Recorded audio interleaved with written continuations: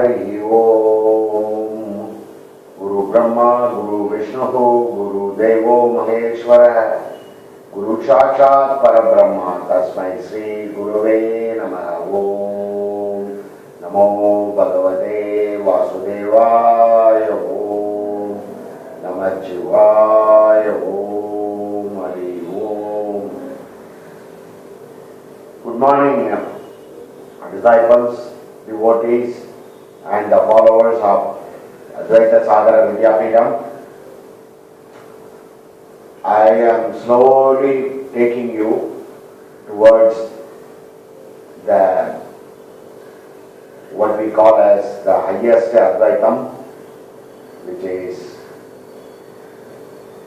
the highest gift given to human beings by Hinduism.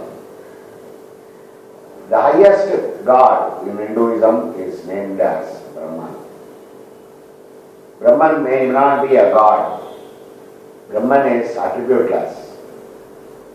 The definition of Brahman is whatever that each individual feels within him is the definition. There is no definition, because definition means something that is within the boundaries of the definition. So a definition limits the actual entity. In Brahman, there is no limitation. Brahman is not an entity. Brahman is the basis of all entities. So, the very first thing that we should keep in mind is fearlessness is Brahman. What is this fear? Everybody in the normal life, when they go to the world, they face fear. Their very first emotional feeling is fear. Fear is a state of mind. Fear does not exist in the intellect. But mind should come under the control of the intellect for us to understand the fear and see how it can be controlled, how it can be eradicated, and how we can be fearless Brahman. We are going to talk about that. So, let me first say, any action that a man performs with the motivation, with the inclination, with the intention of performing something, always has an expectation in him. This expectation causes various emotions in him. The very first fundamental emotion is fear. Whether we will be able to complete it properly, whether the result will come the way we want to do it, and so on. There is also a lot of complexes in a man. As the man has taken various births and he has come through various experiences and he has come through various fields, that means he has taken various bodies, and in each one of them he has either added something or he has taken away something. This is how the two things work. As per karma theory, we have certain karmas. The prarabdha karma makes you take a birth. And within that prarabdha karma, to exhaust one particular karma, you perform more karmas. So it keeps on adding up. So it is endless. So the samsara keeps on going.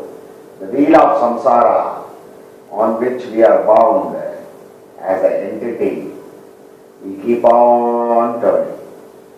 But by proper living, sama and dhamma are the most important things.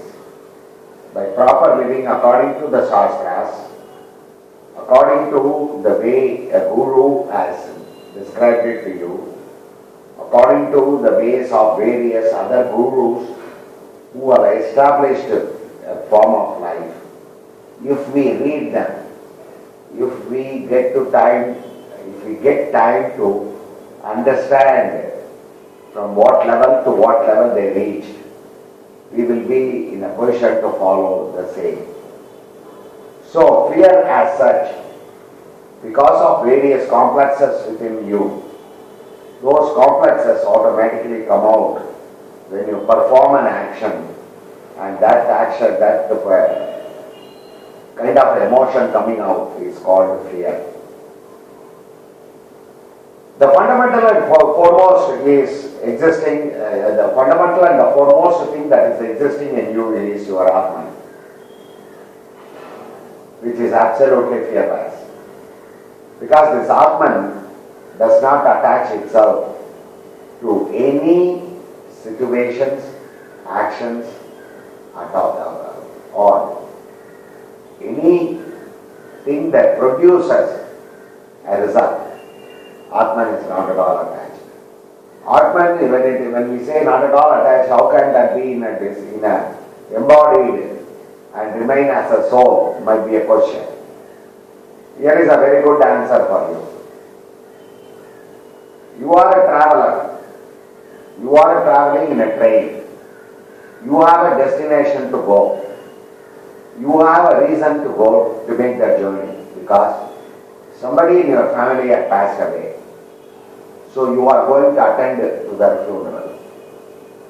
So your state of mind is going to be in a confused state. It is going to be in a state of depression. You are going to think about him a lot more about what he has done to you and how you miss him. But still you are sitting in the train doing a travel. Supposing the train stops at a stop sign, a red signal, because there is another train crossing over. When this is happening, there is a marriage procession that is going on the side of the field. This man, even though he is sitting inside the train and he is making the journey, when he looks out through the window, he sees the march of a wedding procession.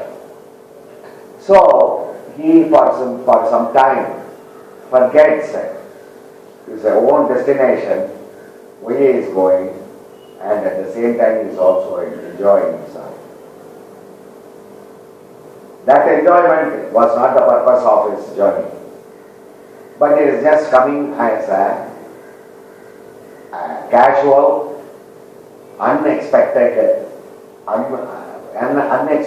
thing that is happening to him in his journey. He enjoys it. He has no reasons not to enjoy it. But what is he? He is a witness conscious in that. He doesn't participate in that wedding. He doesn't do anything for that wedding. He simply sits in the train and he watches the procession with the bride, with the groom going on a horse, passing by. Similarly, if you look at everything, every action in you, these actions are performed by a motivation coming through your mind because of the various vasanas that you have accumulated. It comes out as a thought, it gives out the command, so all the gnanendriyas and the karmendriyas work together and an action is performed. Okay? But when he is performing this action, please remember his Atman inside him is not performing anything at all. It is becoming simply a witness conscious. That means it is just watching everything that all the other indriyas, all the other instruments are performing. So the very first thing we are going to look at is internal fear. Internal fear is the complex. By proper living, both by yama and niyama, that means conditions for truthful living for non-covetousness, always speaking the truth, obeying the elders, obeying the Guru, taking Guru's orders as the highest priority, non-stealing, non-receiving of gifts. Various acts, these are all under Yama and Yama. When a person is going through that, his oppressions will be slowly dimmed. Previously, you would have been a very oppressed person, right, jumping up and down and saying, with Rajo's quality, I am going to do that, I am going to do that, I am going to finish this, and so on. For a period of time, he just takes what is put in front of him and what is given to him. That means he is trying to bring the mind under the control of the intellect. So the cause of suppression, repression, depression, all these internal causes are automatically, slowly, remember the word slowly. It doesn't happen overnight. You wake up and next day everything is okay-dory. It is not like that. So the internal causes of fear, of various complexes, then we counteract it with divine actions. Actions that are more towards his evolution to a higher divine level consciousness.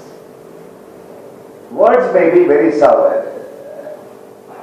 big, but if you look at the inside of the content, it is very simple. I just set out a word, saying how we interpolate, how is internal things, all these things are word jugglery. The very fine thing is, you live a calm life, you live a calm living, your internal Atman is automatically taken care of. Very simple.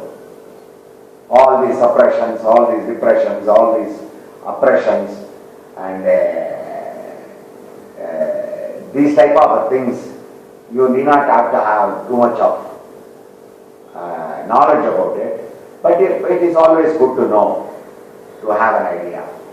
So the fear is either internal, that is internally created by your internal mind.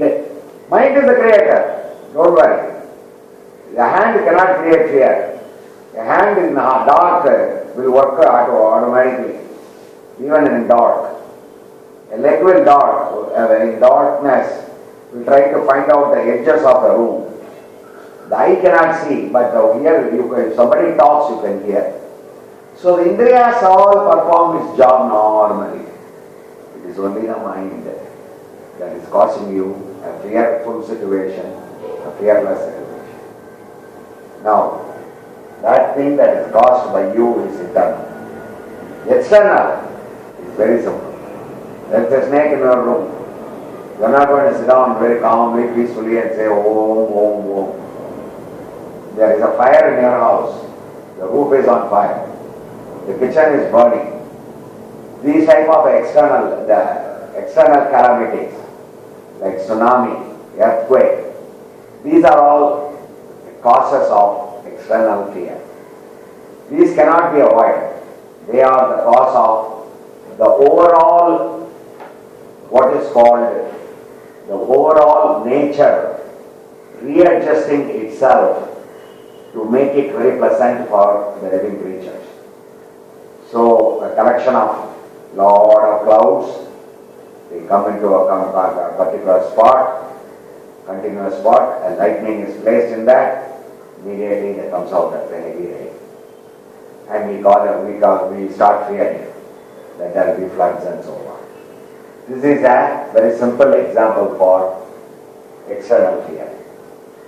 Now we are going to come to the control. As I always said, and also I always will continue to say, meditation is a good word. Everybody uses it now. Yoga and meditation. Even a child knows what it is, the word, but they have no idea what the meaning is. I am going to keep on repeating in all my discourses that we without our own selves, knowledge of our own selves, we are meditating. This is something that I have personally experienced. For a long time, at the beginning, I sat down for meditation, but I could get nowhere. I could not, my thoughts were going here and my thoughts were going there, and this is what happens to a lot of people. A lot of people who sit for meditation with all their thought controls not controlled properly and so on. So we have to have a starting point. The starting point of the internal care is a blind faith. You start with some blind faith, and then the Shastras lay out a set of rules for you to live proper internal and external purity. Proper purity in the mouth, that means proper eating of food and proper using of words. Proper utility of your eyes, that means your eyes are not seeing unwanted things, your eyes are seeing very knowledge-giving books, pictures and people, gurus. And the same thing with your ear. So all these normal controls put together will put you in a place where there is no fear. A fear is a cause of emotion that is created by you because of the negativity in you. Because of various negative previous experiences of ours, our inner consciousness says negative things about this action that you are going to start. The same action which you have done before, if you have a knowledge of fear and how to control that fear, now you will perform it better. So my discourse here is not to write a PhD thesis on fear and how to go about various controls by giving you 50 list of controls and asking you to take one at a time and ultimately say I am fearless. No. When your mind, that means your intellect, is starting to concentrate on a particular thing, focus. A thing, let us say, something that is started out of a desire of you. You will not wait for anybody. You will not wait for any guru to tell you that it is doing, what you are doing is wrong. Because your desire emotion is much higher than any other control in you. Because we have developed this type of maniac performances in all our actions. It has become a part of us that, that thing will not happen. Oh, this thing will not happen this way. That thing will not happen this way. There is nobody whom I have seen who, the very first thing except a Jnana Guru, who simply says, perform it in this way, it will happen. And you simply perform it, it happens. But our mind is, because of the various non-controls that we have, we are tossed between various ends, and that's where the fear starts. A control of the fear is a proper way of living called niyama and yama. Very proper way of living. Those are the best controls. They don't act slow immediately. But you know what? Just like a boil in your hand. When there is a boil in your hand, you go to the doctor. The doctor will look at the boil to see whether is it ripe or is it still in the initial stages. If it is in the initial stages, he will put some lotion on it so that it gets ripe quickly, and then he will let you go and ask you to come 2 days later. When he sees a head formed in that boil, he knows that the boil is coming to an end. It forms all the way and then it comes out to the head. Then 2 days later he presses all the other sides all the unwanted pus, everything else is accumulated, but there is a very big head. All it does is just shakes off the head and presses the inside. Out comes all the accumulated, non-wanted, poisonous things in the body. The same scenario is for control. You first find out what all the fears you have. You sit down, you act. Vedanta and Advaita are not overnight. They are lifetimes and they are even for aeons for some human beings who are dumb. You people coming into Advaita ashrama and looking at Advaita Sagara, Vidya, Peetam are not belonging to those type of people. Because not many will come to Advaita at the beginning itself.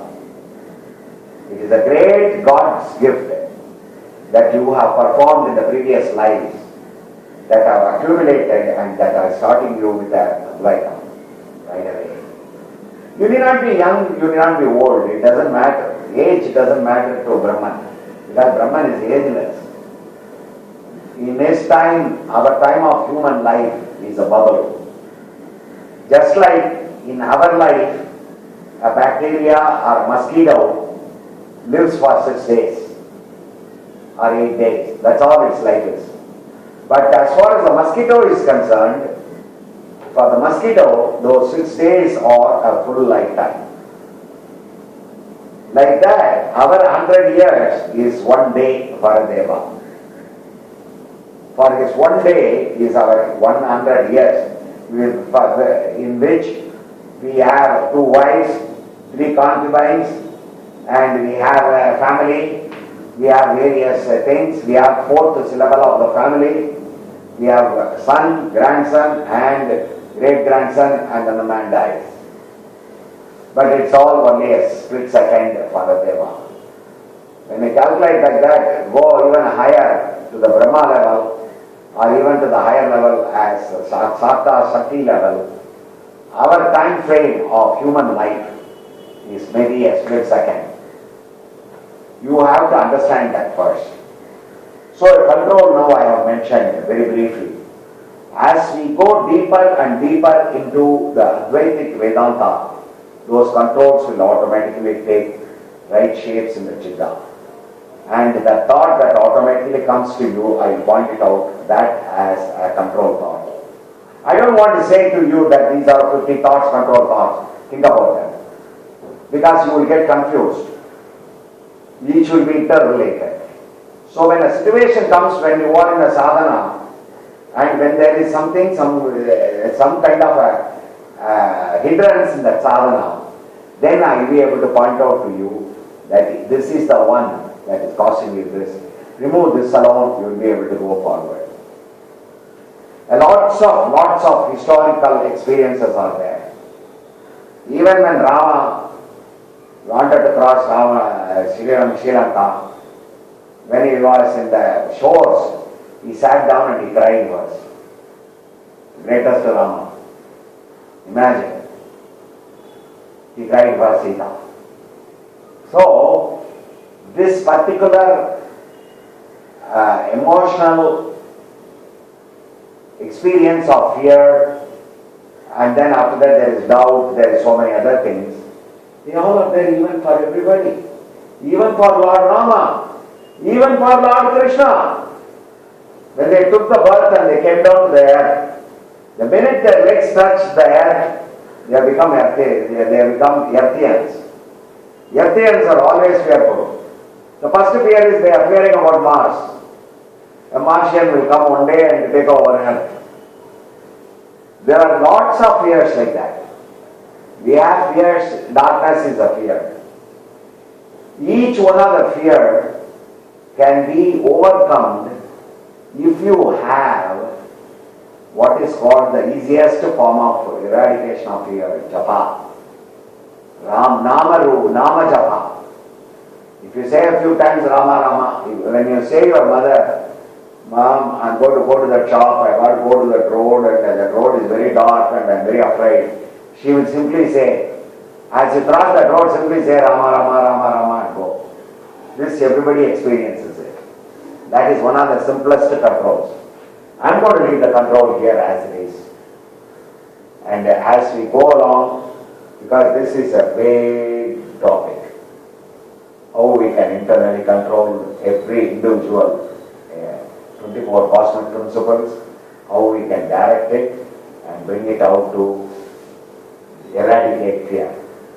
The last one I have given is eradication. Eradication is very simple. Very simple means if you sit there for a few minutes in a place calm and quiet and simply say, I'm not going to be afraid. That's all it requires. I'm going to be fearless in the next 10 minutes. Believe me, even if a tiger comes, it will come and sit next to you. It will not cause, because there is no fear in you. The fear is shown by various movements of the body, the various rolling of your eyes, the various non-hearing of non-wanted things of your ears. Your breathing is not normal. Your vocabulary is not straightforward. Your words of talk is not conveying meaning. Your body goes, acts in angles. But a fearless man, sitting in a deep meditation, for him there is no world. Even if a snake is there crawling on him, he will not feel the snake. A bird may sit on his head. He may not even feel the bird. This is what Paramahamsa Ramakrishna told the world. That man is fearless. So let us go back now. Brahman is fearless. I am Atma Brahma. So I am Brahman. I am the soul. Soul doesn't have any fear. And I will not let any fear act on me. These 5 things, every morning when you get up and try to say these, or every action that you try, the 2 important things in action. One is a doer and another one is a doing, actually 3. And then the third thing is the result of the action. If you cut out, you are the performer of the action but your hand is performing it or your body is performing it. You are not worried about the end result, what the result is going to be. You are going to be only the action of performing that tool. Automatically fear is eradicated from you. This is one of the simplest ways. This is called Sharanagati. That is total surrendering. You are not even a doer, you are not even an enjoyer. Ladies and gentlemen, I am coming to the end of the fear. Very simple. I want to keep my discourses very simple.